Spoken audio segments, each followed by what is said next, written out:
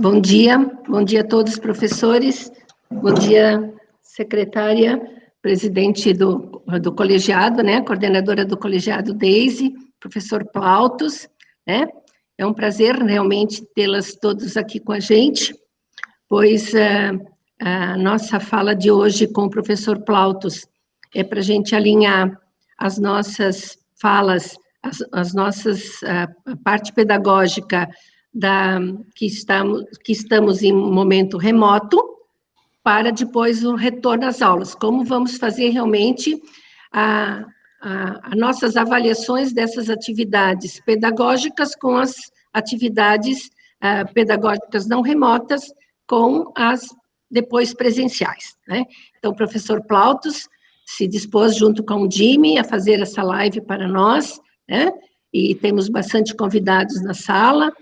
A professora Deise também vai fazer uma acolhida ali, e realmente vai ser bastante proveitoso, porque a gente está nessa dificuldade agora, talvez a gente retoma meio logo, então esse ajuste pedagógico, que hoje, essa nossa parte aqui, realmente ela é pedagógica, né, para o retorno realmente das aulas com as atividades não presenciais, com as atividades presenciais. Deise, por favor. Então, bom dia, Tânia, Aline e Plauto, Plauto, no singular. Eu já falei que um já incomoda, imagine várias. Nós já estamos com 291 pessoas assistindo, né, agora essa transmissão do YouTube, e a gente agradece imensamente ao Plauto por se dispor, né, a conversar conosco. Nós estamos com muitas dúvidas, muitos encaminhamentos, nós sabemos que estamos caminhando, mas, né, precisamos de vez em quando de um alento, né, Plauto, como eu conversei contigo essa semana, como precisamos sempre de apoio, saber que não estamos sozinhos, nós somos, é o mundo inteiro que está passando por isso, é uma situação diferente, né, para todos, e mais um aprendizado hoje, que é participar de uma transmissão tão importante, né, com uma pessoa tão importante que estuda tanto e que nos ajuda tanto. Então, eu agradeço a tua disposição sempre, Plauto, para nos ajudar. Temos aí muita coisa ainda para fazer. Eu acho que a parte mais difícil é a parte futura agora, né, desse futuro próximo, com todas essas informações que nos chegam, e que se não fôssemos em grupo, não fosse a Undime, não fôssemos todos os secretários sempre juntos, a gente não conseguiria. Se nós não tivermos a nossa equipe bem alinhada, se a gente não contar com o apoio dos nossos professores, nós não conseguimos ir para lugar nenhum. É um tempo, eu acho que esse é o aprendizado que vai ficar acima de qualquer coisa, de que não somos nada nessa vida sozinhos, e que ninguém sabe tudo, e que um pouquinho de cada um faz com que as coisas aconteçam, né? Então, agradeço e espero que a gente possa tirar bastante dúvidas, esclarecer e passar um final de semana tranquilo com o que nós vamos aprender contigo hoje, Plauto. Agradeço a participação de todos os professores, quero dizer que todos os professores da rede municipal aqui de Rio do Oeste foram convidados para essa palestra, e também dizer que se tiverem algum questionamento, pode ser feito ali no chat do YouTube, né, Plauto? Bom dia a todos. Bom dia a todos. Eu no YouTube, eu vou precisar que vocês façam a mediação para mim, me repassem as dúvidas, enfim, eu vou chamar de inquietações que nós temos hoje. Dúvidas nós não temos, porque nós escolhemos ser professores, e a nossa missão é ensinar e levar o melhor para as nossas crianças. Então, nós vivemos, sim, numa situação bem... uma crise mundial, e isso é uma visão plena que nós temos que ter. Então, eu gostaria de saudar, e aqui eu falo para Santa Catarina inteira, porque o grupo da Undime, dos dirigentes municipais de Santa Catarina, também estão participando. Foi aberto para o YouTube justamente para a gente poder conversar, na verdade, nem a palestra, conversar com vocês e passar nossas inquietações, porque a gente, infelizmente, em uma crise, nós temos inquietações, temos dúvidas, não existe uma ciência, não existe uma situação correta, até porque essa doença, ela é nova, ela é fruto, enfim, de gênesis de outras formas de infecções virais, que muito parecidas com a gripe, e o mundo, de fato, e todos os estudiosos disseram que não se prepararam para ela. A Deise me falou fez uma colocação muito importante, e eu tenho esse lema, quando vocês abrem o meu WhatsApp, é a frase para mim que eu levo para a vida, né? E essa frase é muito forte, que ela deixa bem claro, assim, que é preciso toda uma aldeia para educar uma criança. E quando hoje nós falamos em educar uma criança, a gente pode estender essa frase a cuidar das crianças. E o grande problema, e eu vou discorrer sobre a questão das doenças, enfim, o pós e todos esses desafios, eu não falo nem dificuldades que nós enfrentaremos. E quando nós falamos em aldeia, nós falamos em uma equipe cujo objetivo é garantir os direitos das nossas crianças. Então, nós, enquanto educadores, o nosso objetivo maior, nosso talento, a nossa vocação é querer que essas crianças tenham todo o seu potencial garantido, porque, no meu entendimento como educador, todas as crianças têm um potencial maravilhoso para serem o que elas quiserem ser. E algumas situações são muito importantes a gente frisar, até porque há uma inquietação, e vocês que me acompanham, as pessoas não conseguiram ainda mudar até porque nós temos uma função cerebral moldada como emocional, e nós não conseguimos transferir o que nós vivenciamos por anos e anos, chamado do regime presencial, para essa situação que nós estamos vivendo agora. É importante frisar que nós estamos vivendo uma situação onde a educação, ela é aliada de uma medida que é em nível mundial, no intuito de combater um vírus, e a gente não pode esquecer os números que nós estamos enfrentando. Ontem o Brasil atingiu aproximadamente 27 mil mortes, olha o quanto grande é isso. Quando a gente olha, assim, a gente começa às vezes com um pensamento até um pouco egoísta, nós ficamos olhando, mas na nossa cidade só tem 2, 3 casos, e a gente divide, a gente minimiza a dimensão dessa doença. E eu chamei a atenção da fala da professora Deise, que algumas conclusões que eu tenho dessa situação, e envolve até essa relação família-escola, é uma palavra que nos molda, que nos faz humanos, que se chama empatia. Uma das características do Covid é que essa doença, ela tem diversas formas de reações. Então, tem as pessoas que vão se contagiar e não vão apresentar reações nenhuma, mas são meros contagiantes. Outros vão ter situações de infecções mais graves, e outros até vinham a morrer, a ter óbito. Então, essa doença, ela tem a ver muito com a empatia, porque eu me cuido para mim cuidar de você. É uma relação de nós. Então, a gente precisa, quando a gente pensar no combate a essa doença, é uma relação do eu cuido de você e você cuida de mim. Quando a gente coloca uma máscara, quando os governos, forçados por protocolos da saúde, foram obrigados, sim, a tomar medidas drásticas de isolamento que nós nunca imaginamos vivenciar, essas medidas todas, isso nós temos que entender, os educadores das famílias foram com o objetivo de proteger a saúde e a vida das pessoas. Nós também não devemos esquecer o impacto que isso está acontecendo, essa doença, no sistema de saúde, porque às vezes nós estamos tão focados na questão do vírus, e nós esquecemos de todas as outras doenças que estão sendo impactadas. Então, tem milhares de pacientes que não estão conseguindo fazer avaliações diagnósticas, inclusive para saber se vai ter câncer, se vai ter isso, e, enfim, todas essas mazelas que nós convivemos. Então, ela é um impacto muito grande no sistema de saúde. E a educação, hoje é coadjuvante nas medidas para garantir a segurança e a saúde pública das pessoas. A educação foi impulsionada, e nunca foi intenção tanto de prefeito, do governador, do presidente, do ministro da Saúde, quem quer que seja a autoridade, de fazer todas essas medidas drásticas que obedecem à Constituição, que ali deixa bem claro que é inabalável o direito à vida das pessoas.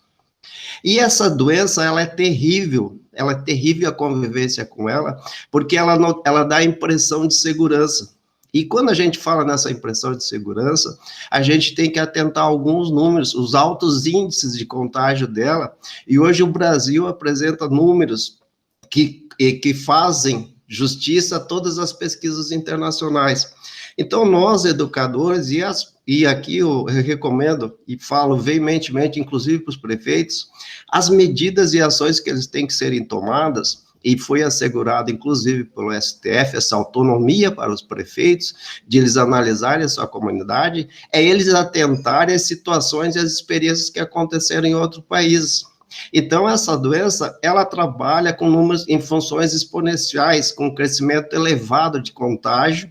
Então, ninguém está livre de você, mesmo com esses isolamentos, essas propostas de flexibilização de isolamento, que não venha contagiar toda uma população, porque os estudos hoje indicam que está assim, está saindo dos grandes centros e passando para interiorizando a questão da doença. Então, nós temos números preocupantes, assustadores, e todos indicam que hoje é obrigatória a continuidade desse regime especial, esse regime de atividades teleremotas, porque elas garantem o direito à saúde, garante o isolamento social, garante, e as pessoas não conseguem entender que quanto mais rápido todo mundo aceitar essa proposta de isolamento, do contágio, de prevenção a essa doença, mais rápido passa a crise. Mas o que nós observamos, assim, quando a gente anda na rua, quando vai na padaria, enfim, tudo isso, que as pessoas estão menosprezando. Outro fato importante, quando a gente ouve notícias, e eu vou falar em notícias, situando o posicionamento que vai ser enviado, protocolos para todos os prefeitos, para eles decidirem a autonomia, se vão retornar às aulas, essas medidas nos causam muito pavor, eu vou falar pavor, temor. Pavor, porque, primeiro, todos os estudos que indicam hoje em relação à faixa etária que nós trabalhamos, tem duas situações importantes. Há um número menor de casos nessa faixa etária, justamente porque essa faixa etária estão em isolamento social, essas crianças estão em casa. Outra situação que vai ocorrer é que, diante de todas as relações que existem para você fazer funcionar um sistema escolar que envolve transporte escolar, que envolve a questão das salas, que envolve toda uma logística, se torna inviável nós, em plena crise, eu digo em plena crise, nós imaginarmos agora quando o Brasil apresenta números crescentes e não adianta nós pegarmos assim, fazer uma visão regional, mas está lá no norte, no nordeste. Esse vírus, senhores, eu lembro que ele veio lá originário da China. Se ele veio da China, e um estudioso que tem um grupo chamado Grupo Covid, monitora Covid, ele deixa bem claro, assim, a questão dos super espalhadores, ele usa esse termo, na tradução livre para o Brasil, para o português, deixando bem claro que a movimentação das pessoas é que vão aumentar ainda, então ele ainda aponta números catastróficos. Agora, nós imaginarmos o retorno, antes de nós termos absoluta certeza que a saúde, que todos os estudos internacionais, que os estudos realizados pela universidade garantam que nós voltamos com segurança, porque todas as experiências, o Chile fez essa experiência de flexibilização regional e teve que retornar, porque começou a ampliar o número de contágios e hoje eles estão enfrentando sérios problemas.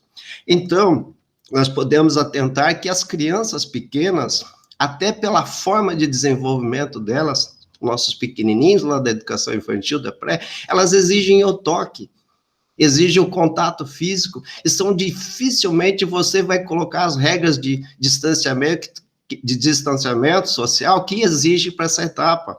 Outro fator importante é a questão das situações, por exemplo, que eu li em estudos da própria Sociedade Pediátrica Brasileira, essas crianças, pela fase de desenvolvimento delas, as vias aéreas delas são menores, então a permanência do vírus nas suas vias aéreas é muito maior, o que eleva o nível de contágio dessas crianças, o que implica também não só com as reações do vírus, mas a situação de disfarçar e ampliar doenças crônicas.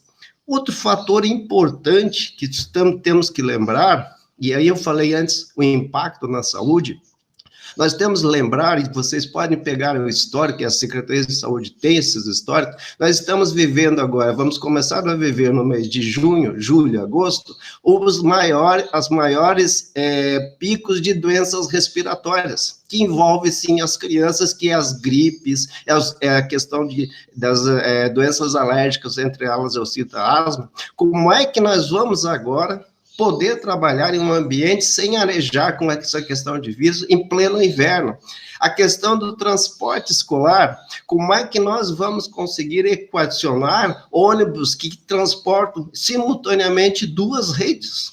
Então, quando você olha todos os protocolos e a exigência de recursos, quando nós temos que entender, e aqui eu também quero enfatizar, nós temos que conviver com duas situações graves que nós precisamos, irrelevantes, que nós precisamos mediar, que é a questão econômica, porque a economia precisa, sim, continuar, pelo menos, não a mais importante, porque o mais importante é a vida, mas a economia precisa, de alguma forma, continuar a sua ação econômica, movimentação econômica, para que nós conseguimos também gerar renda, gerar emprego. Por outro lado, as medidas para combater essas doenças são gravíssimas.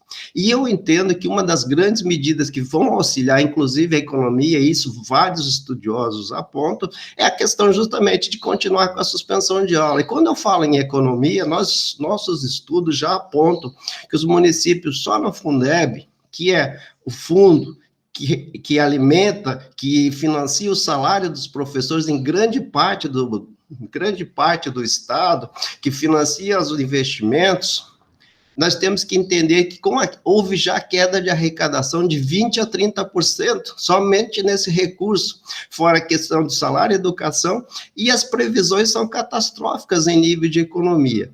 E aí eu passo para a segunda etapa. Como os municípios, e quando a gente pensa no retorno à aula, tem duas formas de retornar às aulas.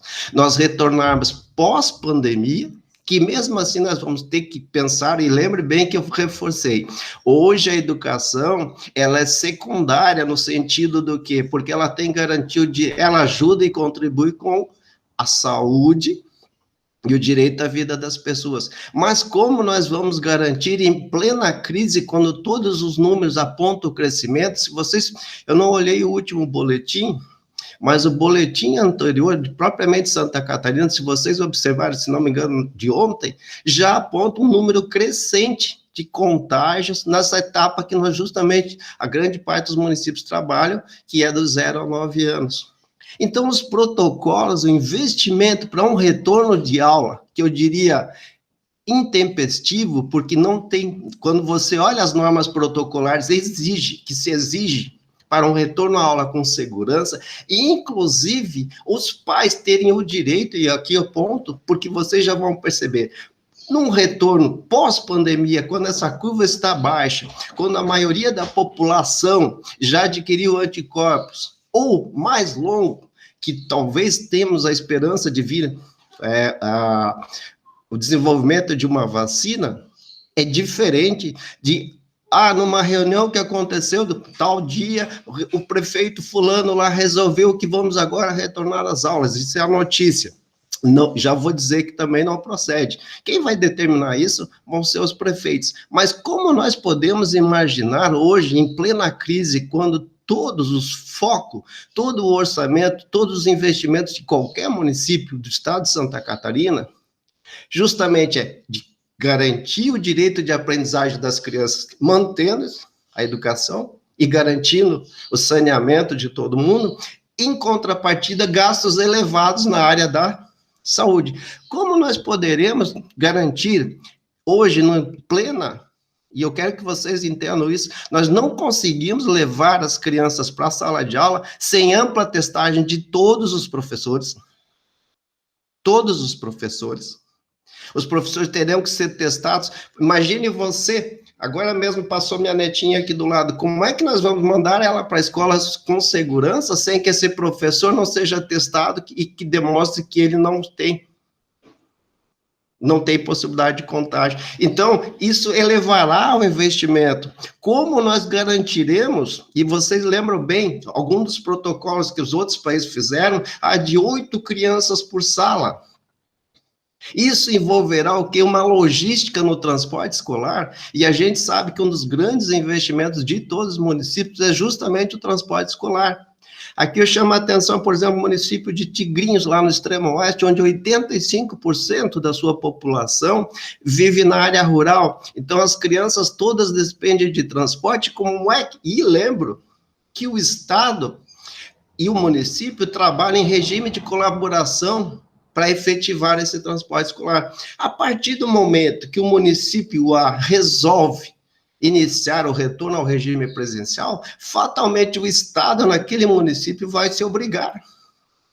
E em contrapartida, como é que nós vamos conseguir conciliar 2 trajetos? Imagine aquele trajeto que é feito com crianças sendo transportadas por uma van.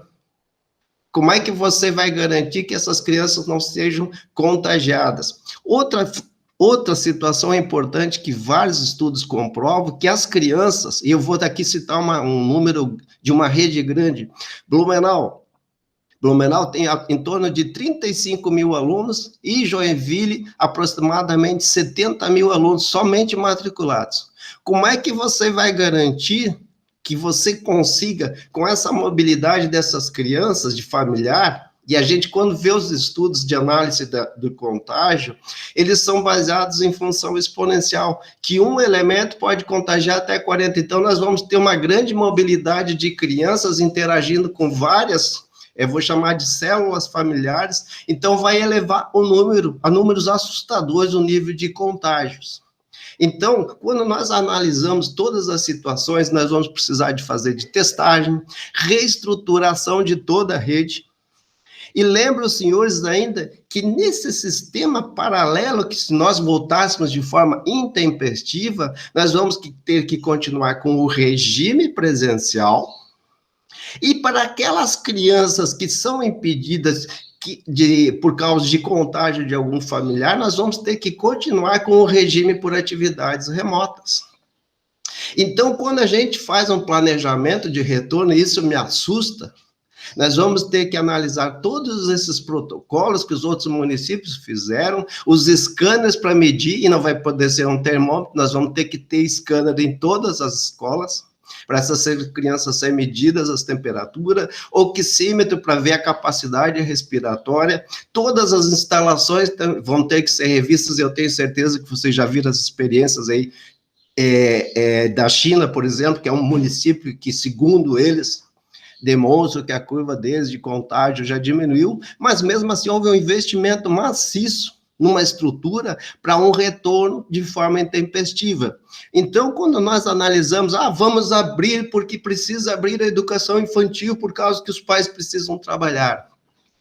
Eu lembro, e aqui eu quero reforçar, que as famílias estão fazendo um enorme sacrifício, todos nós estamos vivendo, e depois eu vou salientar isso, um grande momento de impacto emocional, de impacto estressante, mas o maior valor deles, eles têm que garantir a vida dos seus filhos. E para isso tem o seu entorno familiar, onde eu vejo, hoje eu presencio, os avós cuidando dos filhos, para aqueles que têm que trabalhar. Então, você imaginar abrir uma educação infantil, de forma, e eu vou frisar bastante, vou gastar essa palavra, de forma intempestiva, sem planejamento, não obedecendo aos protocolos da saúde, eu acreditaria que nós estaríamos cometendo um dos maiores erros que ficaria para a história do nosso país.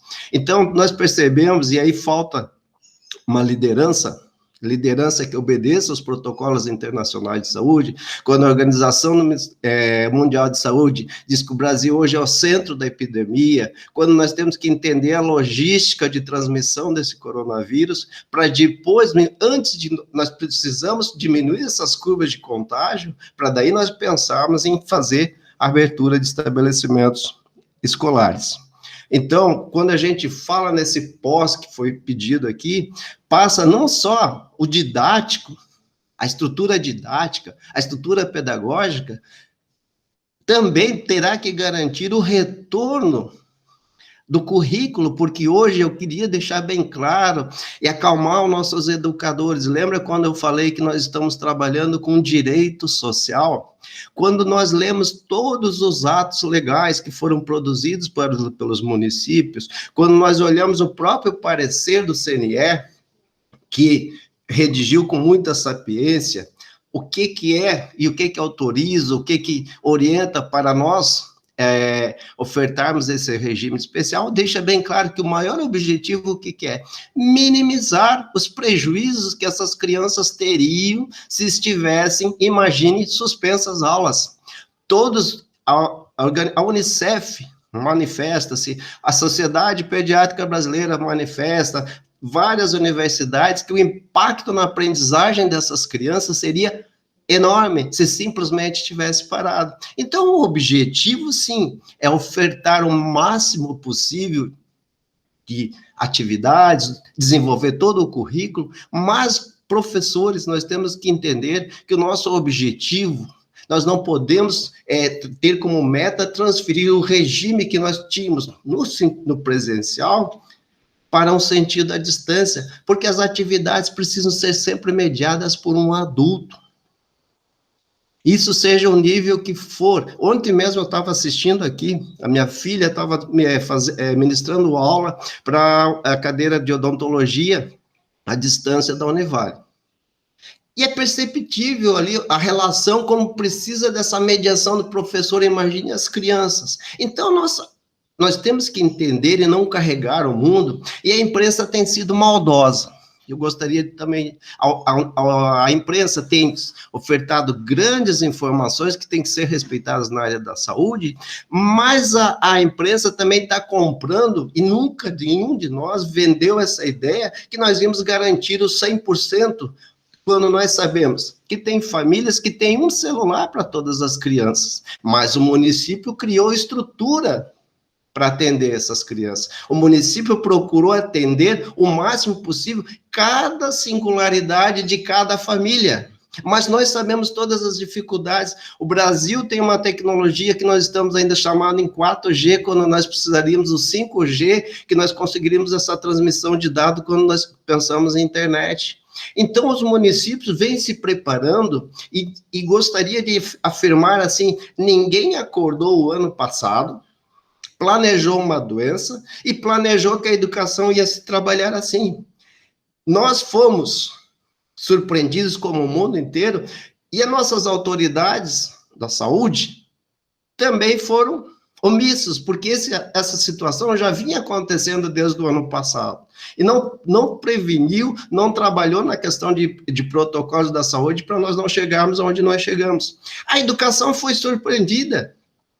Todos nós fomos surpreendidos, inclusive no nosso seio familiar. E a educação vem como? Agindo. Vem se planejando, fazendo adequações, mudando o que foi planejado ontem, nem sempre é o correto para hoje. Os dirigentes, os seus professores planejam, criam novas formas de aprendizagem, novas formas de fazer com que as crianças se motivem.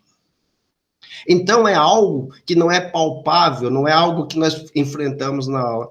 E eu quero aqui parabenizar os professores. E não estou, eu já vim eu quero jogar confete, motivar. Eu quero parabenizar vocês pelo seguinte, nós sabemos que 80% ou mais dos professores são mulheres, que além de ministrar aulas, e todo mundo sabia, o mundo inteiro sabe que Deus, mesmo no regime presencial, a mulher tem dupla função, porque ela trabalha o dia inteiro e ainda tem que cuidar da sua família à noite. A professora que trabalha 40 horas. Agora, você imagine o que os professores estão vivenciando. Eles têm que estar trabalhando dentro de casa e cuidando dos seus filhos. E muitos têm crianças pequenas que exigem atenção.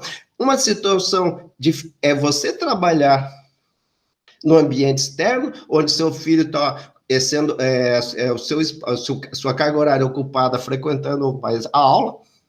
Outra é você estar vivenciando tudo isso dentro de um círculo familiar e você ter que estar produzindo aulas, se reinventando, porque fatalmente o Brasil, e isso nós educadores nós temos que entender, hoje quando você pensar numa criança de 5º ano, nós temos que entender que essas crianças hoje, a maioria delas são nativas digitais, que já nasceram com o celular na frente do rosto e assim vai, que já filmaram até o parto, e você vê isso.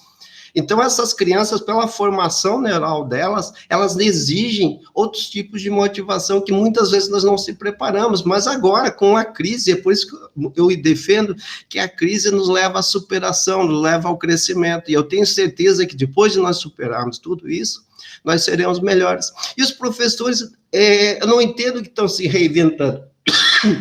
Perdão. Os professores estão lá na sua ferramenta de trabalho a flexibilidade. Muitas vezes nós fazemos um planejamento e aquele planejamento nós entendemos lá no regime presencial, estou falando. E aquele planejamento não conseguiu atender as expectativas daquelas crianças. Elas não conseguiram aprender naquela metodologia. O que nós estamos fazendo hoje? Nós estamos criando várias formas de abordagem para atender essas crianças e minimizar. Infelizmente, reforço, infelizmente, por quê? Porque nós estamos vivendo uma crise de saúde, mas, felizmente, um ato grandioso da educação, nós estamos lutando para garantir a saúde dessas crianças. Lembram vocês que a escola faz parte também de uma rede de proteção social, e os números apontam o aumento nessa fase, nessa etapa de violência doméstica. E aí que entra a escola como rede protetora para manter vínculo, para conversar com os professores, com a família. E a família, professores, por essa ânsia, por essa vontade, por essa garra toda que nós lutamos, que queremos fazer a educação com qualidade, nós temos que entender também as circunstâncias das famílias. Muitas pessoas estão vivendo um momento sombrio na sua vida, sem expectativa, com medo de perder emprego, com perda de renda, sem a estrutura necessária, inclusive para receber essa oferta. Muitas vezes os pais, e nós temos que lembrar os números da educação brasileira, nossos números quando nós analisamos a população adulta, a questão da formação é muito baixa. Nós somos um país ainda que nós temos só 10% da população brasileira com ensino superior. Olha que número grave. Se nós temos somente 10%, nós temos um outro pessoal pequeno no ensino médio, e o restante são ensino primeiro grau e muitos analfabetos. Vocês me permitem só ligar meu carregador de bateria aqui.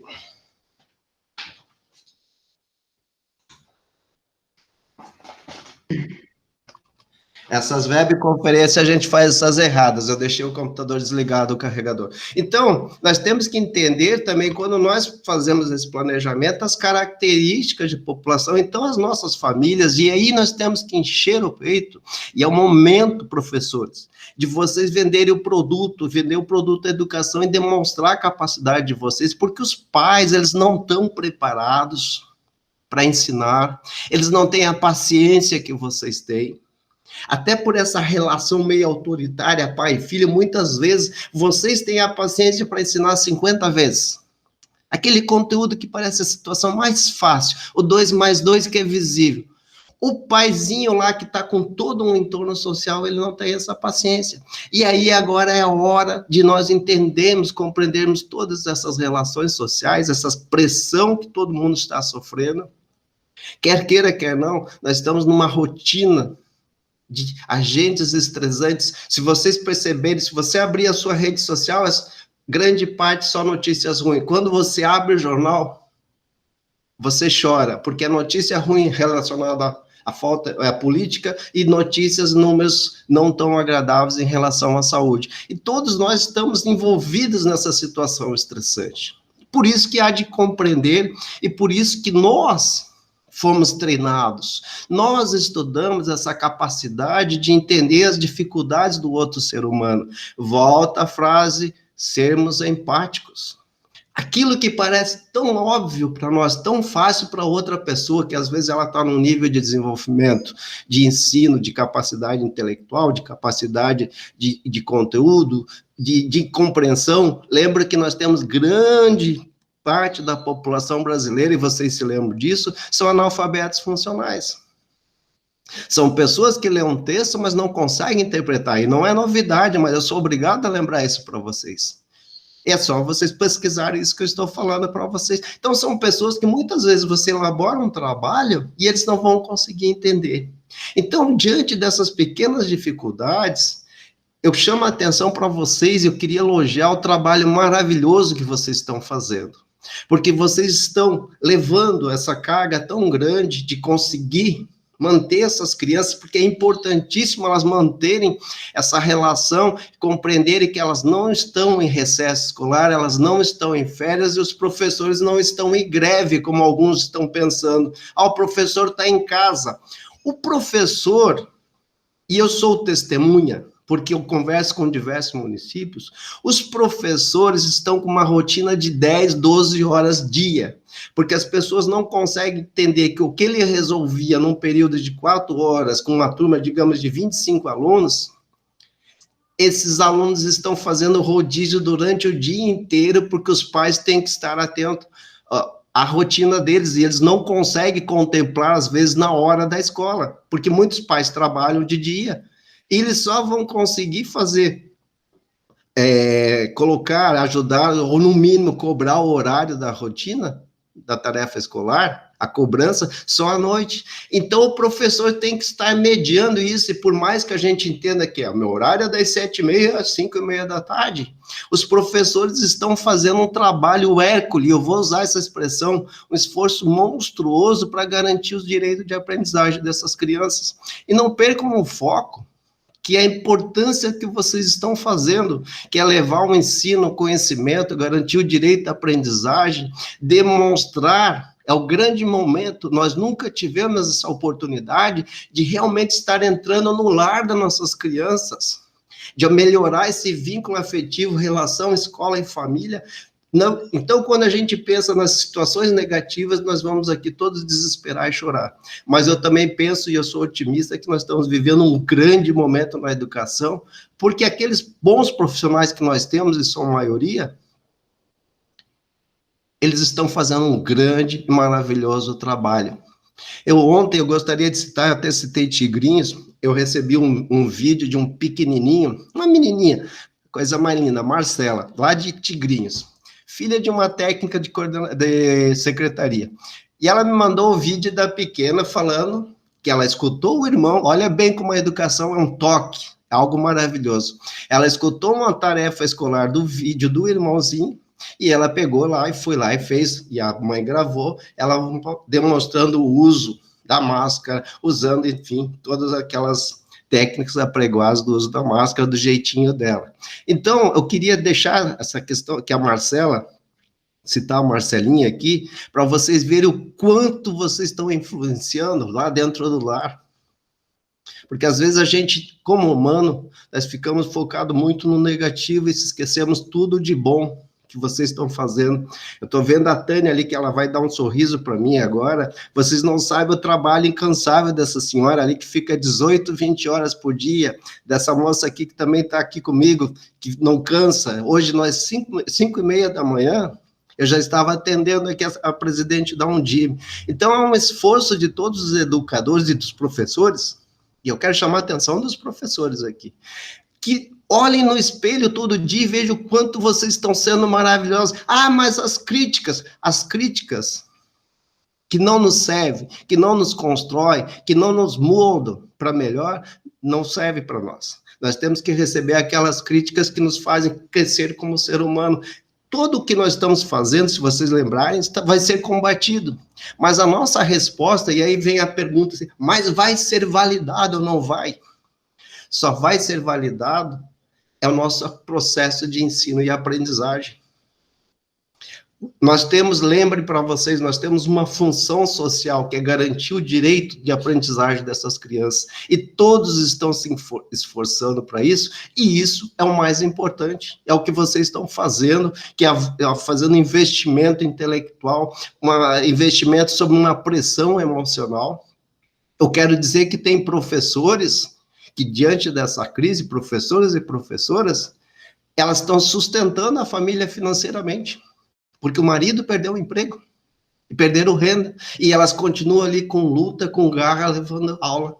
garantindo o direito das crianças. Então, é todo um cenário que nós não conseguimos dimensionar, e eu recebo essas diversas notícias, e eu quero que vocês entendam isso, que quando você prepara a aula, você está mudando a vida dessas crianças. Nós todos aqui que estamos na tela, somos frutos de um bom professor, que nos tocou, que nos transformou e nos trouxe aqui. Então, qualquer situação para que a gente possa gastar aqui o tempo de vocês é lembrar que nós temos uma doença que exige que nós cuidamos de nós e cuidamos do outro. Quando nós falamos em educação, aquele ato mágico do processo de ensino e aprendizagem é que nós sempre queremos buscar o potencial, a qualidade dos nossos alunos. Isso não morreu, continua mesmo nessa relação fria de tela aqui. Os alunos de vocês continuam olhando o rosto de vocês, eles continuam sentindo o carinho de vocês e a vontade que vocês cresçam. Aliás, eles cresçam. E isso é importante dizer. Então, assim, eu vou fazer um pequeno resumo nessa primeira parte, dizendo que hoje, quando você olha, eu não quis gastar um monte de textão aqui, um monte de lei, mas deixando bem claro que a educação, ela está garantindo, sim, os direitos dos cidadãos brasileiros. A educação está garantindo, quando eu falo de direitos brasileiros, falo a saúde pública, o direito à vida de tanto das crianças quanto dos pais. E garantindo também o direito à aprendizagem, garantindo a manutenção do ensino numa situação que eu vou usar um exemplo bem grosseiro, de guerra contra um inimigo invisível que nós não conseguimos derrotar facilmente se não houver harmonia de todos os poderes. Dizer que quando você olha todos os protocolos da saúde em relação à questão de abrir de forma voltar ao regime presencial de forma intempestiva, nós não estamos preparados, tanto em condições estruturais, nós não estaremos obedecendo aos protocolos de saúde, todos apregoados por organizações internacionais. Nós não temos estrutura orçamentária nesse momento, porque nós não se planejamos, porque haverá de se fazer licitações para essa testagem, e isso qualquer médico. Eu tenho um filho que é médico, então não caiu do céu. A gente estuda, então sem os professores fazer testagem, todos os servidores, toda essa situação não haverá de fazer. Temos que lembrar também, eu me lembro a fala que foi comentada sobre o ensino superior, que nós temos professores também que ministram aula, sim, por força de contrato, enfim, que ainda estão fazendo o ensino superior, então esse pessoal também vai estar se movimentando, estão frequentando num outro cosmos, um cosmos que eu diria contagiante, e aí voltando, retornando, ministrando aula para nossas crianças. Então nós não teremos condições sem o devido preparo. Lembrar que a curva, todos os estudos apontam, a curva, o pico dessa curva de contágio, de aceleração em Santa Catarina, apontam para agosto. Lembrar também que nós estamos entrando numa fase mais difícil quando a gente pensa em saúde pública, esquecendo o Covid, que são o aumento de casos de doenças respiratórias que vão trabalhar paralelamente com os sintomas do Covid, o que vai ser muito difícil para o poder público conseguir administrar. Então, é preferível nós continuarmos num regime que realmente garanta a segurança para nossas crianças, que garanta a segurança para os nossos servidores, e aí sim fazer a estrutura para a gente fazer o retorno, sim, com segurança para todos os atores que convivem na comunidade escolar. Então, seria isso, reforçar a importância do professor nesse processo, elogiar todo o esforço, sim, esforço que estão fazendo, lembrar que muitos estão usando seus equipamentos, estão investindo seus dados, seus planos de dados para garantir, enfim, colocando toda a sua estrutura, abrindo o seu lar para atender as crianças da sua comunidade, e isso não pode ser ignorado. Lembrar também que as famílias estão passando por grandes dificuldades, não estavam preparadas para isso, e essa relação entre escola e família tem que ser baseada no diálogo, entender que as pessoas todas estão alteradas também emocionalmente, que nós que temos capacidade de ter a paciência, de conseguir arrebanhar, não afastar o pai do processo, porque as crianças devem ser mantidas. Outra situação que temos sim que cobrar a frequência, orientar os conselhos tutelares, ninguém vai fazer apoia, mas os alunos são obrigados por lei, por todos os atos legais, a frequentar essas atividades e deverão, sim, ser intimados os pais, porque existe a legislação brasileira ainda cita claramente o abandono intelectual. Então, não existe desculpa para nenhum dos dois, isso é regrado pela Constituição, que é direito e é dever do Estado e da família a oferta da educação para as crianças. Então, a educação é compartilhada pelo Estado, que somos nós aqui representantes, e pela família. Mas, para isso, num momento de crise, nós temos que usar a regra da empatia, se colocar sempre no lugar do outro. Essa é a fala inicial, então eu fico aberto agora para vocês tirarem dúvidas, alguma situação que eu tenha apontado, que a gente está aqui aberto para vocês nos perguntarem. Deixa eu ver. No meu chat aqui eu não tenho, professora Deise. Tem bastante, não tem muitas perguntas, mas tem bastante falas ali no chat. Plauto, deixa eu puxar ele um pouquinho aqui para pegar mais de cima. As pessoas felizes pelas tuas considerações e até por essa valorização dos professores, né? A gente ouve muito pessoas desinformadas e, inclusive, políticos, né? Que acham que os professores estão em casa e que a vida está fácil, que a gente está gostando de ficar em casa, né? E, na verdade, a gente passou por a gente ainda estamos passando, né? Por esse momento de se reinventar. E o que vemos agora essa parte que você falou ali no final, que os alunos não estão de férias, não estão de recesso, e a gente tem que cobrar sim, porque eu sempre falo para os meus professores, nós estamos fazendo a nossa parte, estamos fazendo da melhor forma possível, né, com todos os recursos que nós temos disponíveis, nós estamos utilizando. E mesmo assim, tem alguns pais que a gente não consegue, famílias, né? E a gente tinha essa insegurança de cobrar ou não cobrar que esses pais fizessem as atividades, fossem atrás, mas essa tua fala nos deixa bem tranquilos de que a gente está fazendo certo sim, porque nós estamos buscando esses alunos de uma forma ou de outra. Não sei se tu queres falar, ou se eu posso ler mais. Eu posso falar só, assim, que isso também, tu se lembra que foi até uma conversa ali no nosso grupo da Undime, né? Eu tenho um entendimento pleno, assim, que as leis não foram rasgadas no país, elas continuam vigentes, nós tivemos que flexibilizar elas, tanto que esse regime que nós estamos ofertando agora é uma flexibilização para garantir o direito à educação.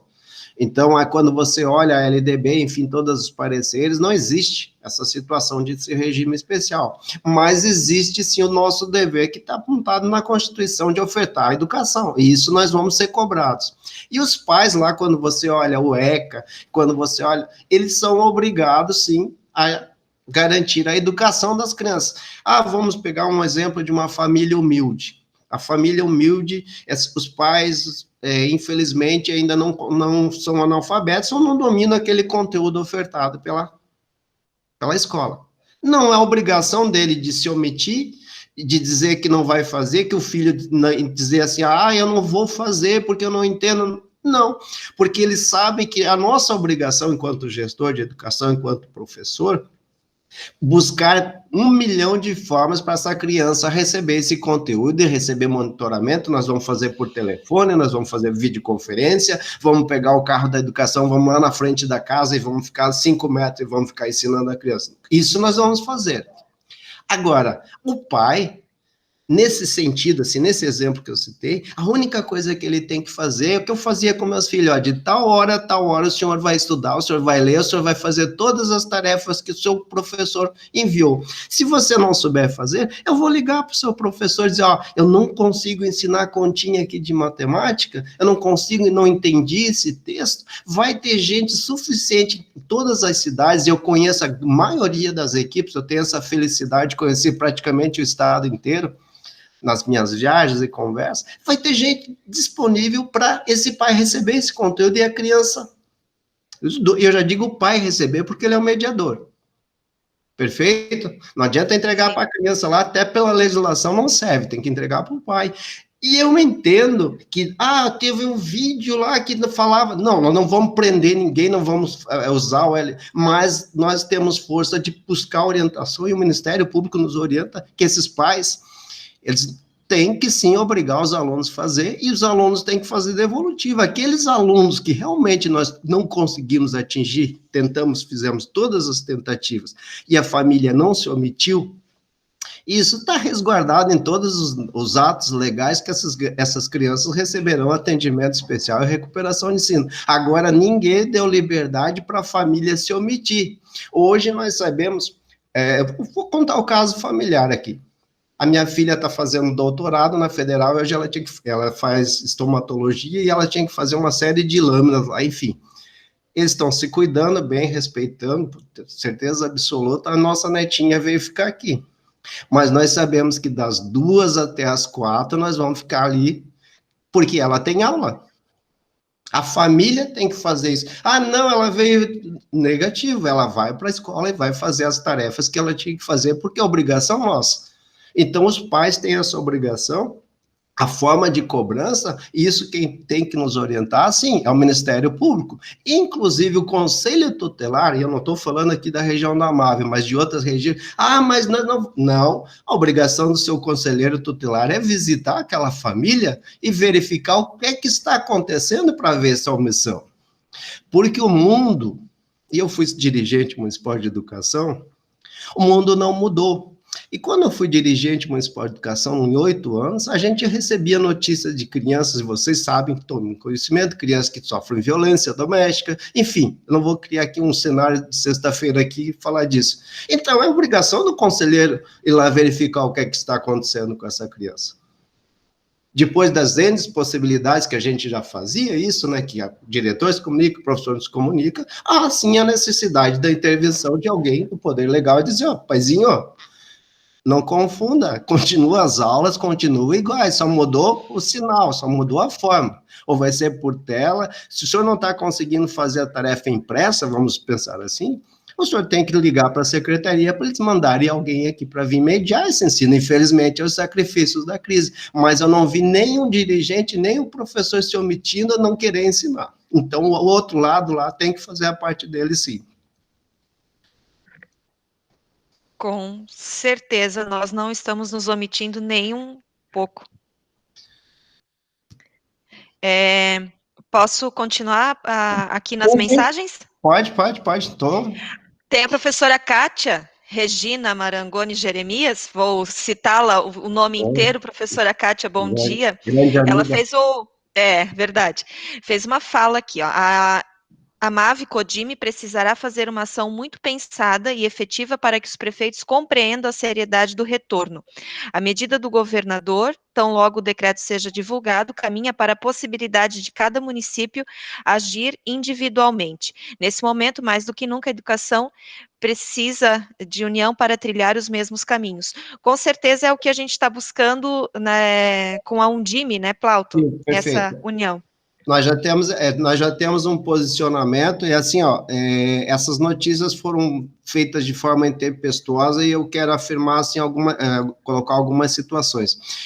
Nós mesmo, enquanto Undime, vocês são minhas testemunhas, nós sempre falamos que, para a solução dessa crise, já que eu sou transparentão e sincerão, já que nós não temos uma liderança forte lá no Ministério da Educação, que só fica lá se preocupando com política e educação, eu não vejo aquele cidadão falar nada, enfim, coube aos municípios, e aí o próprio tribunal dar essa autonomia dos municípios editarem atos que garantissem a saúde da sua população, entre elas a suspensão do ensino. O que o governador fará? Isso é fonte concreta, eu não vou aqui falar, não estou inventando, eu não vou citar, mas pode ter certeza que eu sei. Ele vai enviar um relatório epidemiológico para cada município, e cada município tome suas ações. Eu quero crer, e os municípios que eu conheço, eles são dotados de grandes pessoas que são responsáveis na área da saúde, que vão, e eu não quis fazer uma conferência chata aqui, mas é facilmente comprovável que hoje, em pleno crescimento exponencial dos números de contágio, e já afirmo de antemão, vários prefeitos que eu conversei, vários municípios que eu conversei, os prefeitos estão deixando bem claro, não vão iniciar. Porque eles também têm a mesma compreensão que eu tenho, que seria uma irresponsabilidade. Digo de antemão, e eu sou famoso sincerão, qual é o secretário, qual é o prefeito que vai colocar uma população dessa em risco? No meu entendimento, ele pode ser até... Primeiro, que os pais vão ter o direito de se recusar, se não houver essas garantias que eu ofertei. E segundo, envolve também responsabilidades civis. Isso é um erro grosseiro. Se o secretário da saúde, um médico que sabe mais do que o seu prefeito, se o senhor fizer isso, ó, segundo todos os estudos, essa população vai ficar vulnerável, o senhor vai aumentar, vai quebrar o isolamento. Lembra que nós precisamos de 75% para achatamento da curva, e sabe quanto nós estamos em Santa Catarina atualmente? 43%. E vocês imaginem o retorno das aulas, e aí eu citei Joinville, 64 mil crianças circulando para lá e para cá, fora os professores, que lembrem que vocês têm professores que vêm de outras cidades, não é, duvido que seja só do seu município. Na minha experiência, tinha um professor que vinha do município A, B, C ou D, que também vão ser esses agentes espalhadores, sem contar toda essa movimentação rodoviária, que é o caminhoneiro que saiu lá do norte e veio para cá e veio passeando, e vocês sabem o que ele veio trazendo, eu não quero criar, mas as autoridades de saúde. Então, seria algo intempestivo. Abrir nesse momento, quando nós não temos achatamento da curva, eu vou chamar de irresponsabilidade. Eu não consigo vir outra palavra na minha boca que não seja uma irresponsabilidade. Eu conheço os prefeitos da MAV.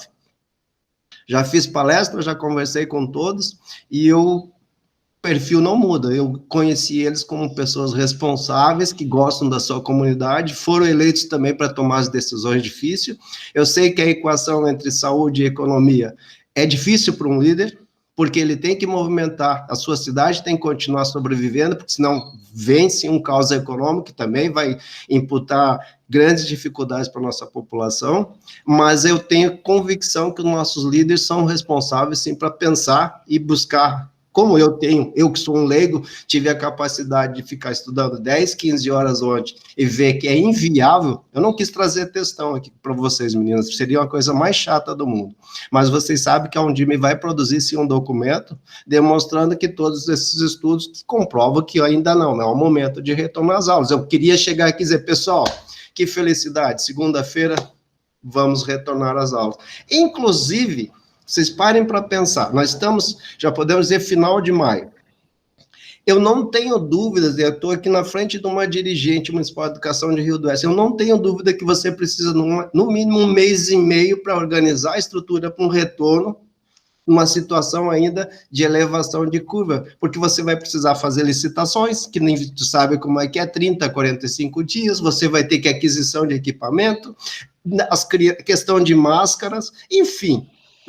Quando vocês olharem, eu não quis desgastar, quando você olhar os cenários, depois eu vou mandar para vocês, meninas, o cenário, por exemplo, que a Unicef apregoa para um retorno às aulas, isso numa situação de queda, de baixa curva, nós vamos perceber que muitas vezes o poder econômico está pressionando os nossos líderes para fazer uma abertura, vou falar abertura de escola, tá? É a expressão, porque não é voltar ao retorno às aulas, é abrir as escolas para criar uma situação que fatalmente vai causar prejuízo.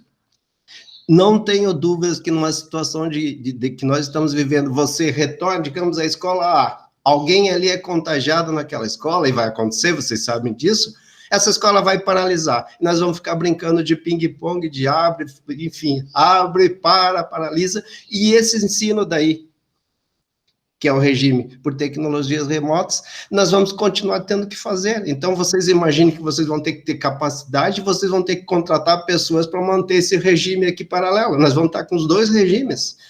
Eu não sei, vocês sabem que eu domino um pouco os indicadores econômicos dos municípios, porque os municípios já enfrentavam uma crise grande antes do Covid. Os municípios, eu não vejo que tenham recursos nesse momento para garantir toda essa estrutura. Amanhã, segunda-feira, o governador diz que está liberado, e o município vai lá e começa. Não é um retorno ali, vou usar uma frase terrível, não é um retorno da greve que abre a escola. Além do que, nós precisamos preparar os nossos professores uns 10, 15 dias para esse retorno desses alunos, todas as instituições sérias, todas a própria Sociedade Brasileira de Pediatria falam, eles vão vir com toda uma formação emocional, aquele Joãozinho querido que nós tínhamos, ele vai vir diferente. Ele conviveu com o pai, com a mãe, ele viu o pai e a mãe às vezes ficar brigando ali por causa de situações econômicas que ele não percebia quando estava na escola. Houve esse lapso grande, esse contato, vocês sabem o que é, e eu também já ministrei aula, a criança você entrega na sexta, e quando vem na segunda, ela vem igualzinho que você entregou na sexta? Vem toda alterada, vem agitada, blá, blá, blá, blá, blá, blá. Vocês sabem como é que é uma segunda numa escola, né? Isso vai ser um segundão num retorno de forma feita sem planejamento. Então, só para nós planejarmos isso, não tenho dúvida que dá uns 30, 45 dias. Qualquer coisa diferente disso, me desculpe, rasgaram os protocolos da saúde, os protocolos de economia, de orçamento, tudo isso foi para o lixo. E eu conhecendo os prefeitos, como eu conheço e tenho orgulho de conhecer, acho difícil que eles tomem uma atitude que não seja baseada em planejamento, e para isso também aqui gostaria de citar, tem associações que tem técnicos muito competentes, tem a MAVE aqui, eu vou citar as que eu convivi, a MAVE, a própria Anvia, enfim, todas as associações têm pessoal gabaritado, competente para dar boas orientações. Vai haver pressão econômica? Sim. Quando se fala em iniciar um processo de retorno às aulas, iniciando pela educação infantil, quem entende de educação já sabe de onde está vindo a pressão, mas é uma pressão, vou dizer, ridícula. Causa, para mim, indignação você já colocar essas crianças pequenininhas em risco, que são as mais frágeis em todas as questões de saúde. Deise, posso entrar com uma fala rapidinho? Sim. Quanto a esse planejamento pedagógico, a gente já vem aqui quanto CODIME, né? Conversando mesmo pelos grupos de WhatsApp, também pelas nossas reuniões pedagógicas que a gente tem feito também pelo Meet, né? Esse planejamento do retorno às atividades pedagógicas, né? Então, a gente já está trabalhando, mas agora, com o retorno mesmo, com data marcada, nós teremos que planejar, inclusive, muito mais, né? Porque a gente tem planejamento pedagógico, planejamento psicológico do retorno dessas crianças e também do nosso profissional. Nosso profissional, ele tem que vir, nossos professores, ele tem que vir o retorno à sala de aula, realmente com um emocional muito positivo, né? Com um trabalho de autoestima elevada, porque, como diz, eu acho que uma segundona muito grande nós vamos ter realmente nesse período. Praticamente as nossas crianças vão estar se adaptando ao novo ano, né? É como se nós estivéssemos iniciando o ano letivo após parada de pandemia, né? Então, essa é a preocupação da gente de trazê-lo o professor Plautos, né? Eu com a Deise, a gente está sempre aqui conversando, o Plauto riu, porque eu coloco ele no plural, né? É isso mesmo, eu precisava ter mais Plautos, meu amigo aqui de jornada, né? Que a gente discute muito esse lado pedagógico, quando eu tenho uma dúvida pedagógica, eu com ele comigo, então eu acabo me sentindo bem segura do que realmente eu repasso do lado pedagógico. Também o meu grupo todo, né, eu falo agora do grupo todo do CODIME, que também é um grupo bastante pensante, né, eu sei que a gente ninguém está brincando de escolinha, né, nós estamos preocupados realmente com o nosso aluno, com o nosso munícipe, como também as secretárias de educação, os nossos prefeitos, a nossa entidade AMAVE, preocupada em deixar nosso povo aqui do Alto Vale realmente seguindo essa situação tão difícil que vivemos, não esquecendo que nós temos uma responsabilidade muito grande quanto à educação. Os prefeitos se preocupam com educação, com saúde, com a parte econômica, né? E então nós estamos todos no mesmo barco, remando, e a nossa associação também aqui, quero agradecer em público também todo sempre o apoio da instituição, quanto ao trabalho da gente, quanto à parte de assessoria educacional, o meu pessoal ali da TI, né, os meninos aí que sempre procurando as ferramentas, que a gente tem um diferencial também no Estado, quanto aos encaminhamentos que a gente deu nas aulas,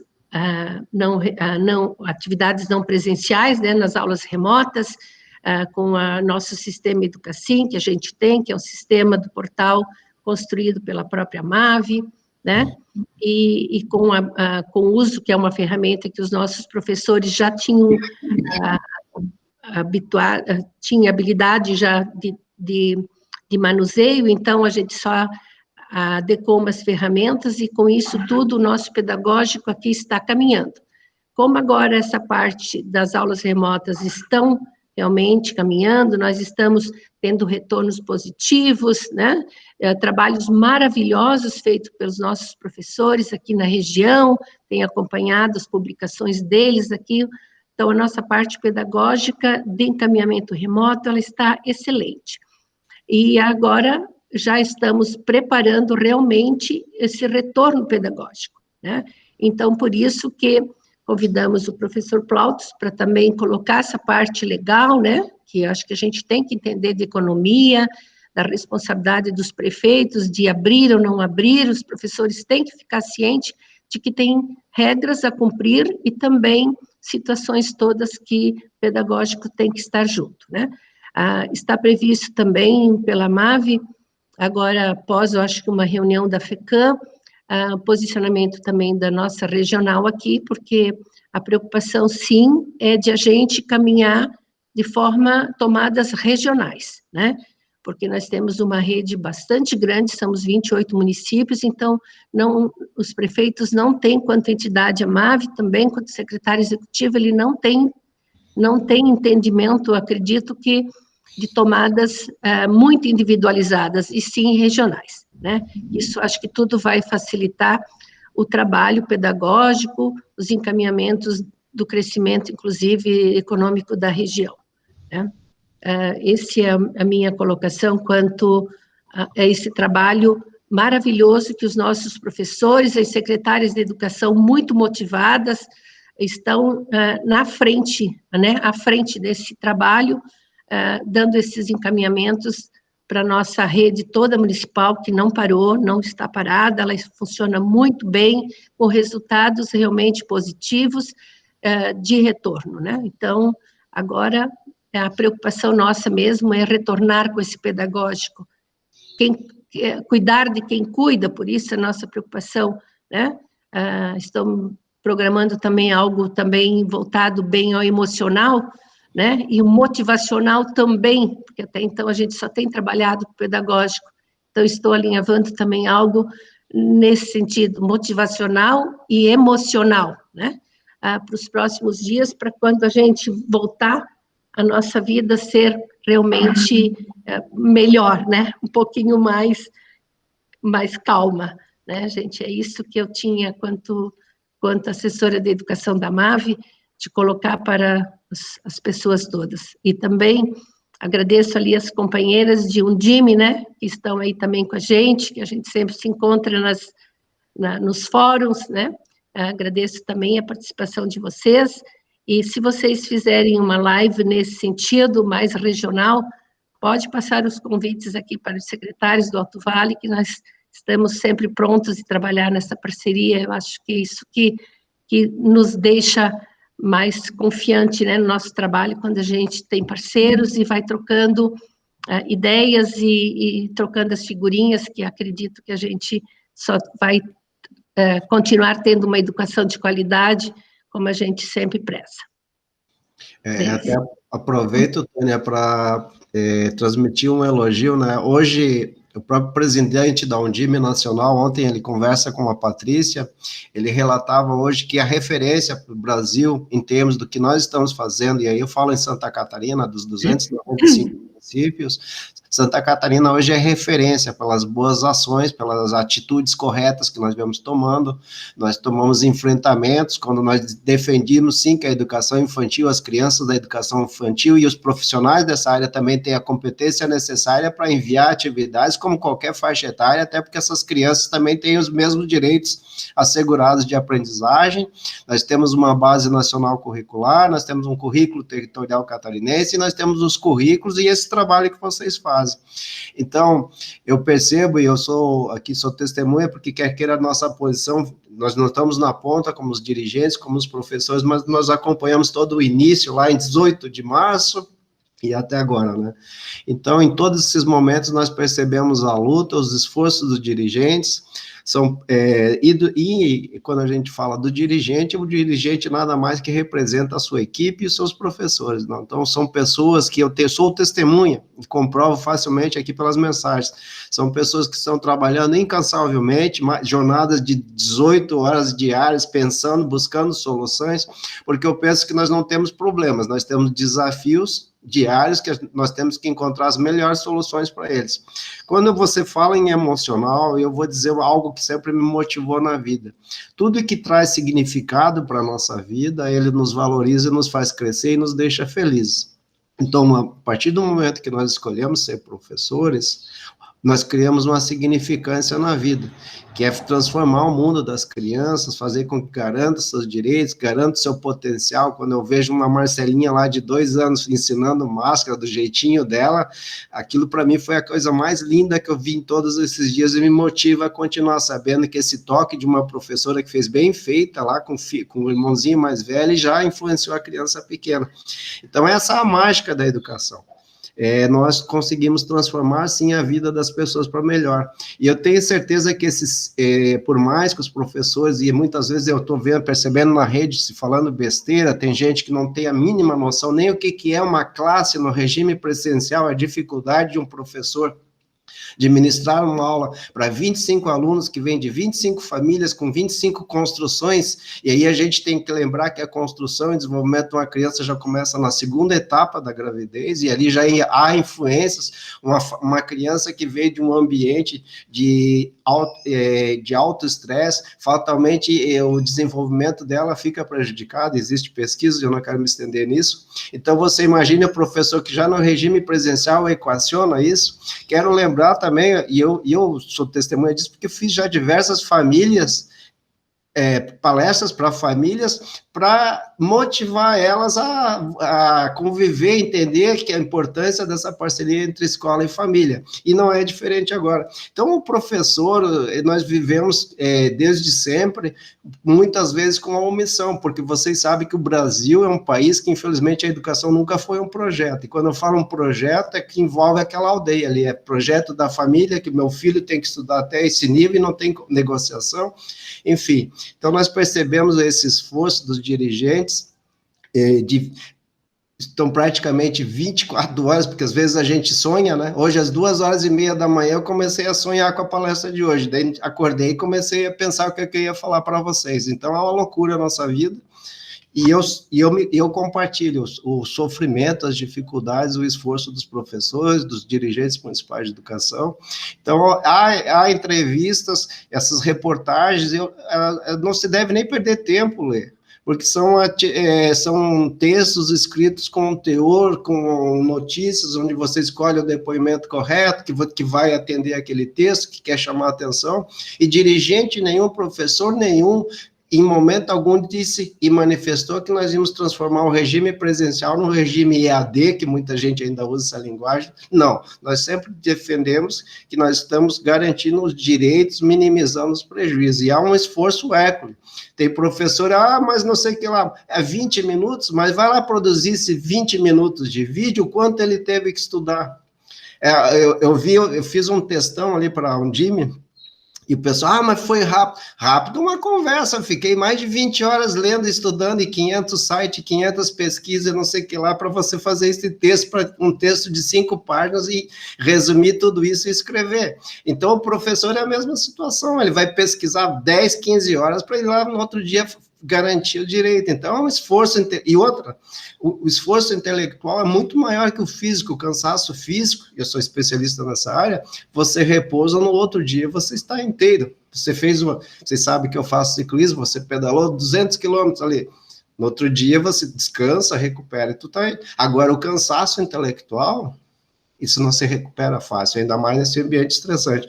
Então, os professores estão fazendo um trabalho, sim, maravilhoso, e as pessoas que compreendem essa relação do ensino e aprendizagem, que valoriza a educação, compreendem perfeitamente. Então, se tem algo que deve motivar o professor, é que eles participam de uma atividade que é significativa, porque é significativa para a vida dele, porque nem tudo é dinheiro.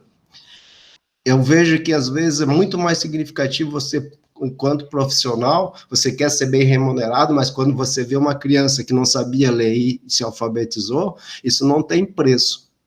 Não tem preço quando uma criança se alfabetiza, porque você deu asas, né?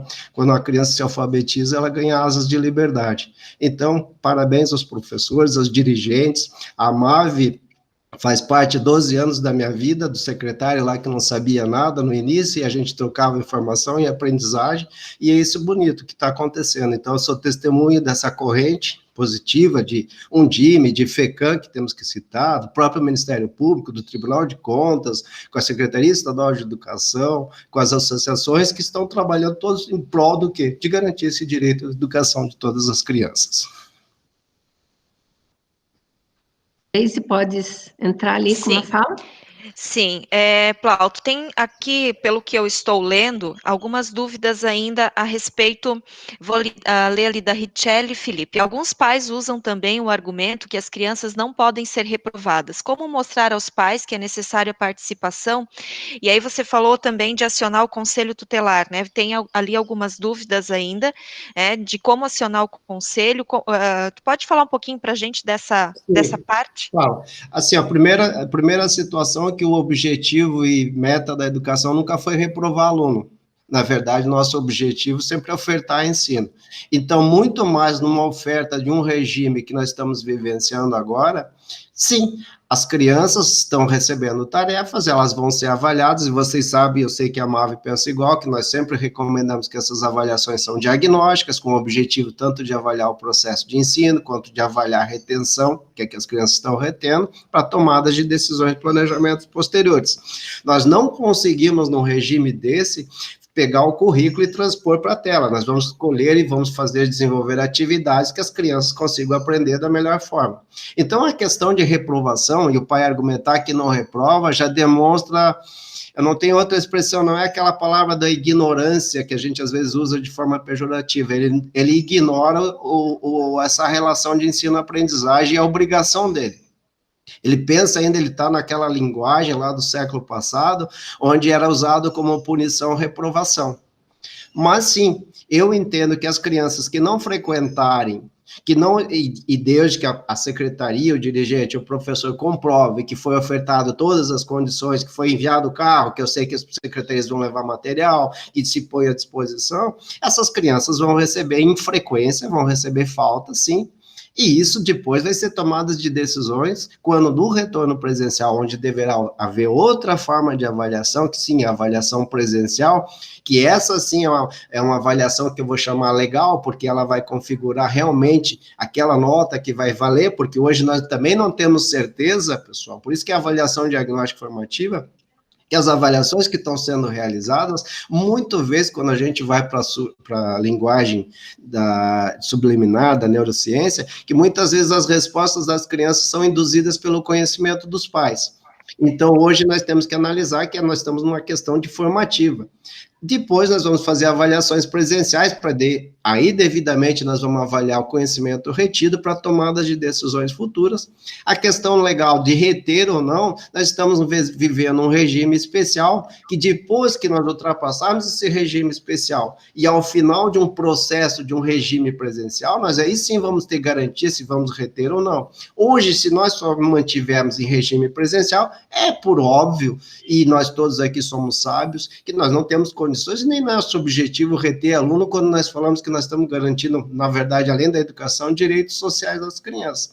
A questão da criança que não está frequentando, Nós não vamos lá usar o poder mas existe uma lei que a criança tem que comparecer. Nós não vamos usar os 3 dias, 15 dias e comunicar ao conselho e fazer o apoio, mas que tem que haver esse diálogo forte, sim, com o Conselho Tutelar e o Ministério Público, para eles conversarem com os pais e chamar os pais, o cidadão, o que a Secretaria de Educação não está fazendo para o senhor não garantir que o seu aluno participe das atividades? Aí ele vai dar uma resposta, mas nós temos aqui municiados de diversas ações que nós fizemos para essa criança receber o material, que nos vai justificar que a obrigação, sim, é o que eu chamo de um diálogo amistoso. Paizinho, o senhor tem que fazer a criança, ela não está de recesso e não virou a terra a terra aqui de doido aqui. Tem-se um processo, efetivado por legislação, aprovado por conselho, um processo, sim, de um regime de ensino. Nós simplesmente transferimos a sala de aula para a casa do aluno e para os nossos lares, mas continua essa relação legal.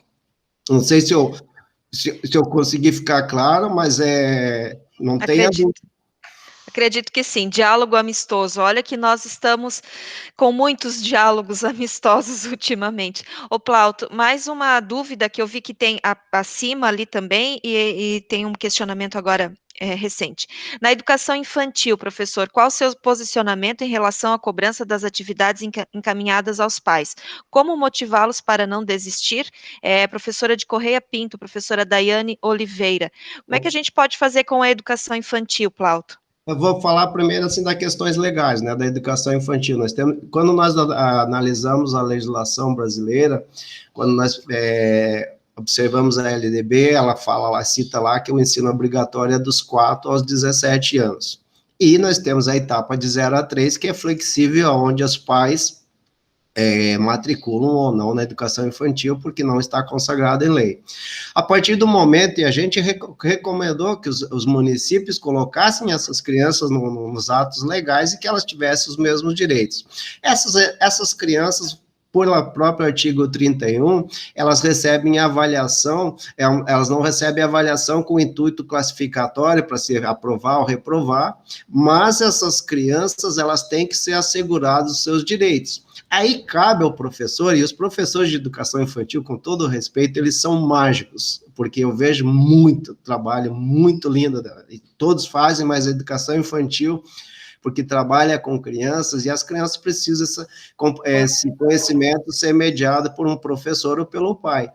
É forma de conversar com os pais e demonstrar, porque assim, vocês sabem muito bem que ainda existe, quando a gente, eu vou voltar aqui um pouco a fala, quando a gente percebe uma autoridade, ou enfim, essa notícia factual, vamos voltar pela educação infantil, já demonstra que não conhece a importância da educação infantil na formação humana, quando a gente sabe que dos 0 aos 3 anos, várias janelas de aprendizagem são importantes ser estimuladas, que vai implicar em todo o desenvolvimento dessa criança, apesar da plasticidade cerebral.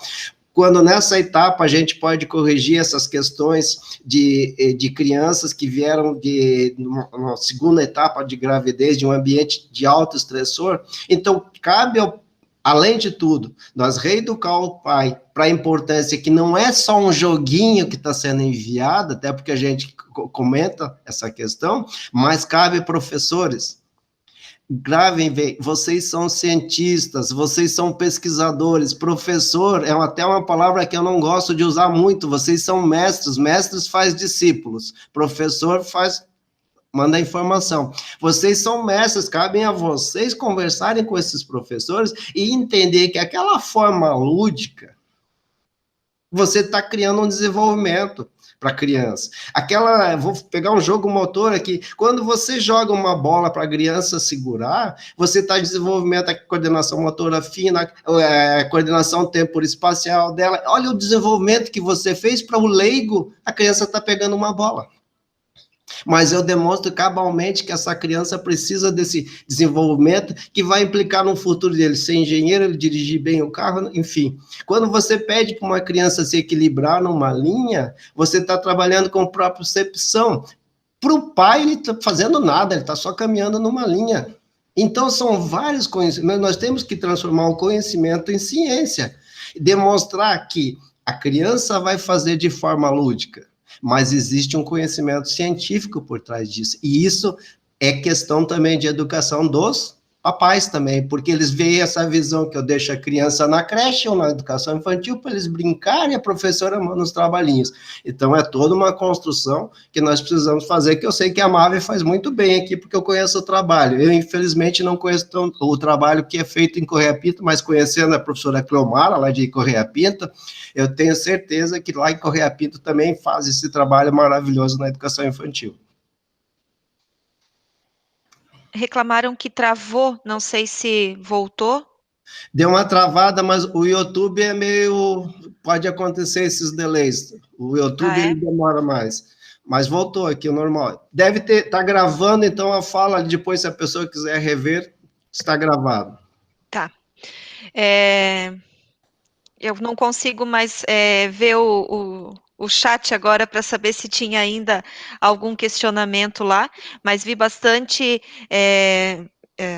pessoas falando da tua lucidez de fala, te elogiando, Plauto, porque a gente precisa, nesse momento, de pessoas que falem bem e que falem, não precisa de ficar nos enrolando muito tempo com palavreados, né? Tem que ser como você é mesmo, sincerão, como você diz, que é assim que a gente entende, né? É assim que a gente vive.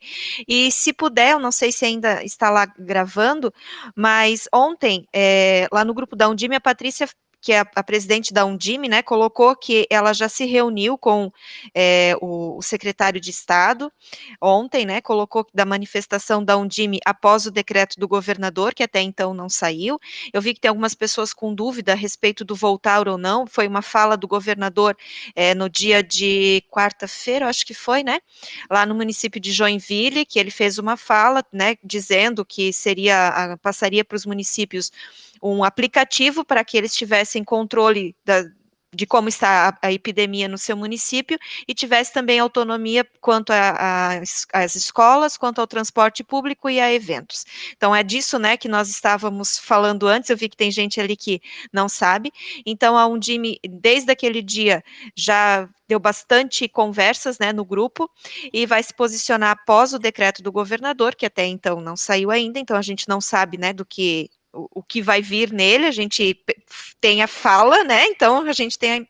E ela também colocou que, num diálogo com o promotor Dr. João, promotor da primeira infância de Santa Catarina, a sugestão foi de que o retorno, ele seja programado e pensado por uma comissão que faz parte a Undime, a Secretaria de Educação, a UNCM, a FECAM, o Ministério Público, o Tribunal de Contas e a ALESC, que são esses órgãos que devem, juntos, né, ali com a saúde, definir como faremos o retorno, de que forma faremos o retorno.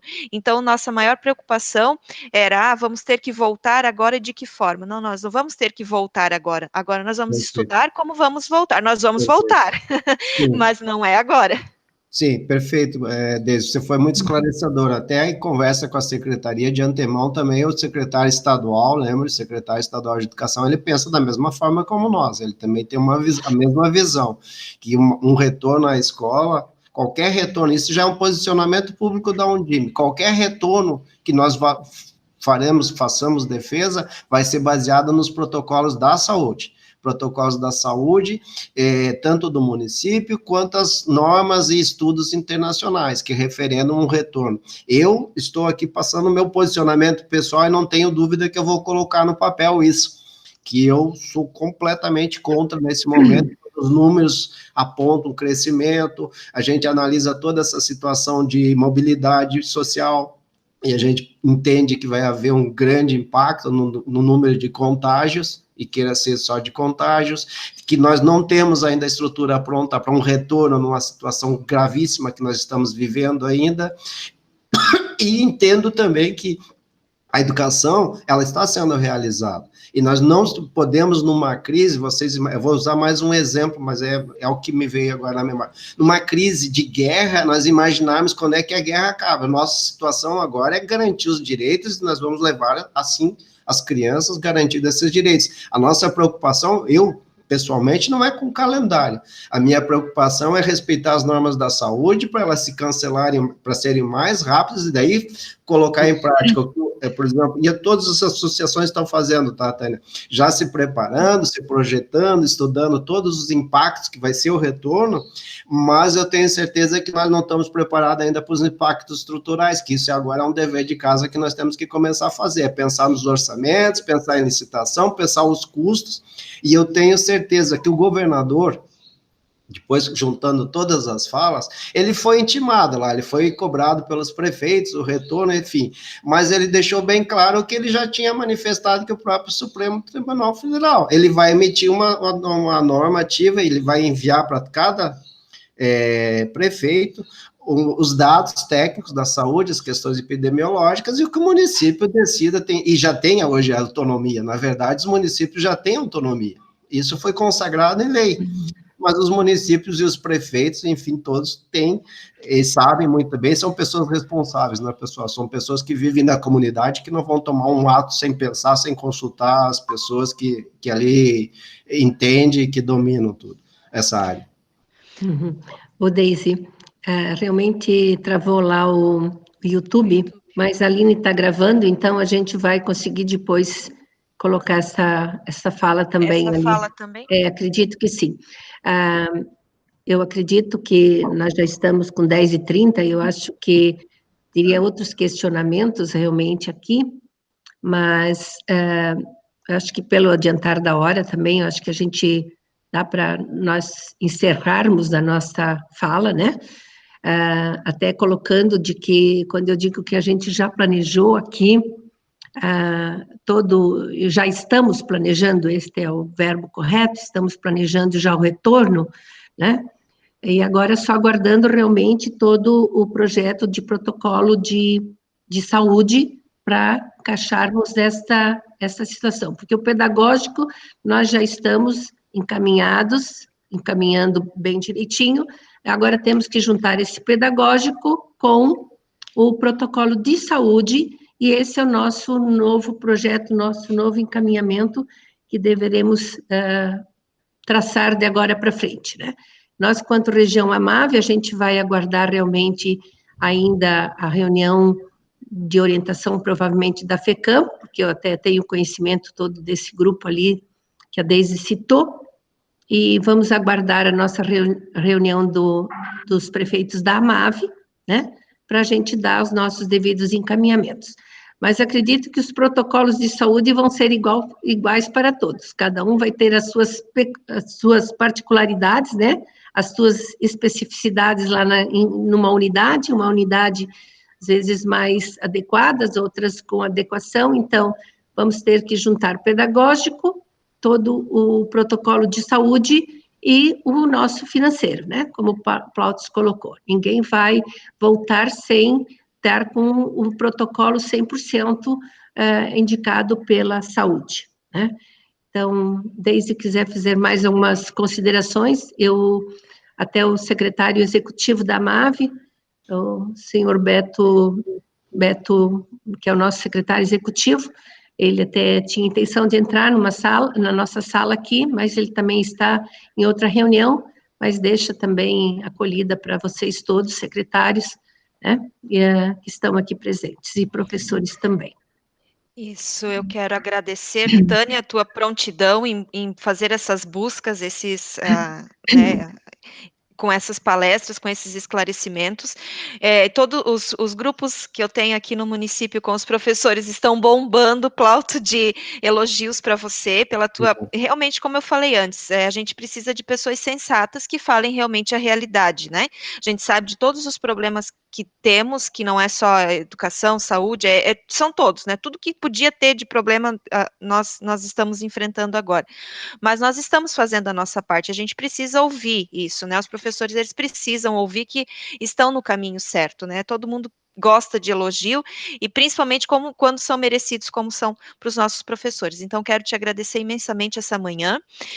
Eu quero pedir para que essa parte agora, né, que não está sendo transmitida, eu possa passar nos grupos, Tânia, até a gente divulga, passa Sim. ali também no grupo da Undime, porque ficou faltando esse pedacinho ali lá no YouTube, mas com certeza foi como os secretários também escreveram lá no nosso grupo da AMAV, no grupo do CODIME, foi uma manhã de muito proveito. A gente pode passar um final de semana tranquilo, pensando em tudo que a gente tem que fazer para a volta agora. Eu até, antes de o Plautus encerrar com a palavra dele, eu quero dizer que esses problemas tecnológicos acontecem, né? Esta foi uma forma diferente também que a gente trabalhou hoje, fizemos o teste, mas infelizmente essa parte da internet às vezes deixa a gente um pouquinho com problemas, né? Mas é isso mesmo, a gente resolveu de fazer dessa forma, nosso TI aqui da MAVE, a nossa equipe toda do TI, trabalhou para isso, para a gente poder atingir maior número de pessoas, né? Porque senão a gente fica com uma sala um pouco limitada. Mas também quero colocar, né, desde que a gente já vem trabalhando aqui, até sugestão ali para os demais secretários que nos acompanham aqui também, de que a gente já está trabalhando com avaliação diagnóstica, né? Nós já estamos fazendo esse trabalho, então a gente, para o retorno das atividades presenciais, a gente já teve palestra também com a professora Leila do SENAC, que é uma que acompanha a gente aqui também nessa parte pedagógica, em função de que nós construímos o currículo nosso regional, né? Nós temos um currículo baseado no currículo catarinense, mas temos um currículo construído aqui com todos os professores, né? Que é o currículo do Alto Vale, né? Então, ela nos acompanhou e já nos orientou também de que a avaliação diagnóstica já começa agora, para depois, quando a gente retornarmos às atividades presenciais, a gente já tem todo esse diagnóstico de cada nosso aluno com as atividades não presenciais de retorno e para montarmos as nossas complementações, as recuperações paralelas, os reforços, né? Então, a gente já vem trabalhando também com este quadro, né? Os nossos professores também estão avaliando também desta forma, para a gente poder retomar nossas atividades realmente com qualidade, né? Então, eu agradeço também todos os participantes aqui, né? E teremos mais outras situações pela frente, planejadas já aqui, é só questão agora de acertos, né? Professor Plauto, agradeço realmente, muito de coração, né? Toda a sua disponibilidade, né? Toda vez que eu peço socorro, ele se prontifica, né?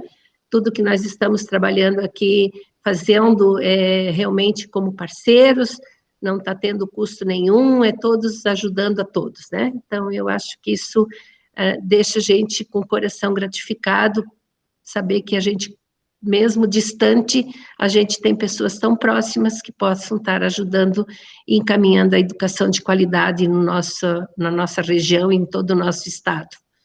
Tá? Obrigada, Plautus. Então, tá. Eu agradeço, e foi importante essa verba, porque a gente, até nesse formato de tecnologia que a gente está testando, a gente conseguiu levar para toda Santa Catarina, né? E se nós tivéssemos feito de outra forma, a sala seria restrita a 250 pessoas. Para mim é uma honra estar aqui, o pouco que a gente consegue colaborar, mas nós temos a convicção, e isso vem de estudos que a gente está fazendo, acompanhando as notícias, as informações que os professores nos passam, que os dirigentes as suas necessidades de orientação, de carinho, enfim, de aconchego, que todos nós humanos precisamos ser abraçados. E eu deixo essa forte mensagem, assim, de nós entendermos que nós mais precisamos é de paciência, nós somos pacientes hoje.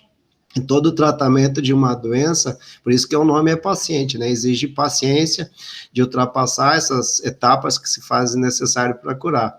E hoje, quando você observa todos os estudos científicos de todas as universidades de todo o país, nós podemos perceber, inclusive os Estados Unidos, que inicialmente negligenciou, jogou a culpa em outros países, e nós estamos vendo o efeito disso. Então, eu quero ter a convicção e a maturidade, de entender a maturidade das nossas lideranças. Eu confio muito nos prefeitos de Santa Catarina, que vão tomar as medidas corretas, e que todos vão entender as normas e os protocolos, porque não adianta nós garantirmos saúde, educação para as crianças e criar um sério problema e risco para a saúde, inclusive o direito à vida das pessoas, porque essa doença, infelizmente, leva a óbito, independente da situação. Meu carinho a todos, os professores merecem sim, já sempre mereceram, mas demonstram cada vez mais. Eu acho que é o grande momento, professores, e essa é a mensagem que vocês têm, que eu quero passar para vocês, é o grande momento de vocês mostrarem o valor de vocês para os pais, porque fica escondido lá na sala de aula, fica fechado, eles não visitam, eles vão uma vez por ano na escola, ou eu estou aqui mentindo? Não é exagero, né?